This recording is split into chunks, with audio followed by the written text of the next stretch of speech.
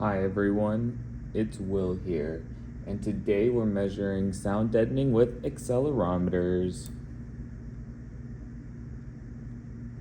Today I want to explore a simple testing method for testing the effectiveness of constrained layer dampeners. So that is your sound deadeners, your aluminum with butyl typically material, and I want to go over just the test overall, how I implemented it, and take a look at some data, and then talk about what's next and how I plan to use this test in the future.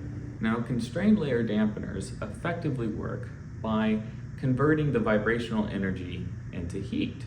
Now, your typical configuration is a viscoelastic material sandwiched between a constraining layer and the base of the car. And when the base of the car vibrates, the viscoelastic material on top deforms. But the very top layer, the constraining layer, resists that deformation, increasing shearing in the system. And now that extra shearing gets converted into heat, and you have more energy loss. An effective constrained layer dampener will quickly cause the system to stop resonating, as opposed to in an undamped system where you can measure that resonance over a longer period of time. Now we can use our accelerometer to measure that resonance, and when we put it in over time data, we can pick out the peaks. Now, how quickly those peaks decay gives us insight into our loss factor, which is a simplified number for helping us compare the effectiveness of a dampened system at a given frequency. So this is the testing setup with the control. So when we vibrate the sensor, I get that vibration on the accelerometer and I can capture it and then do whatever analysis I want in Python. So here's an example. I'm going to start collecting data, and then we can vibrate the system, and then that vibration will slowly die out over time. So I'm just going to stop collecting, and now I can copy this data, put it into a CSV, and then do whatever I want with it. Here's another example with homemade deadener from sorbethane and 20 gauge mild steel.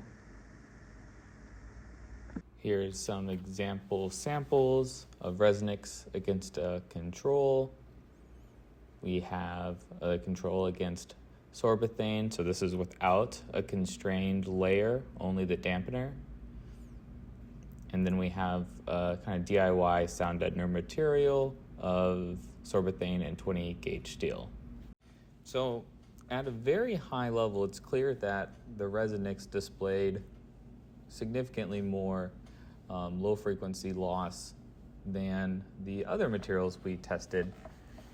I also think it's interesting how the Resonix and sorbethane had a higher oscillation frequency than the control.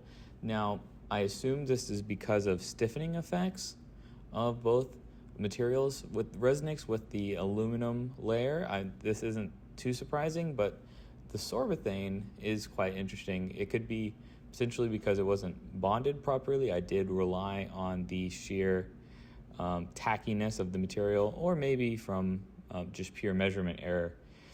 Now, the sorbethane plus steel combination having a low resonant frequency compared to the others makes sense because we added significantly more mass to the system with that thick 20 gauge steel, but its very low performance to me reveals that the thickness of the constraining layer and the dampening layer is very important, one, and two, I need to reevaluate the material selection to kind of make my own dampener. So I think those are two good things to consider going forward. So I think this is a great foundation for demonstrating constrained layer dampeners and doing a basic test to see at a high level what materials work and which don't seem as promising. But I want to note a few considerations. So one, we only did the test at one frequency essentially, And the performance of constrained layer dampeners is very frequency dependent. So I want to test a wider frequency range. And if anyone has any suggestions for how I can do that, then that would be great. I'm envisioning a makeshift impedance tube, though I feel like there might be a more convenient or more relevant way to test this. Another thing that I want to look at is different material compositions and thicknesses of those material to see where the optimization of those two parameters lies for car audio. So that seems to be very relevant in the literature, but things like why do we use aluminum foil over steel foil, or why is seemingly all the products 125 or 100 mils? I don't know. Those are the things I want to look at. And if you have any suggestions on what I should test or angles to go, that would be great. My larger goal is to just do testing that is valuable for the car audio community, and if we stumble upon something undiscovered, that would be fantastic. So if you have any thoughts or ideas, please share them below. Thank you.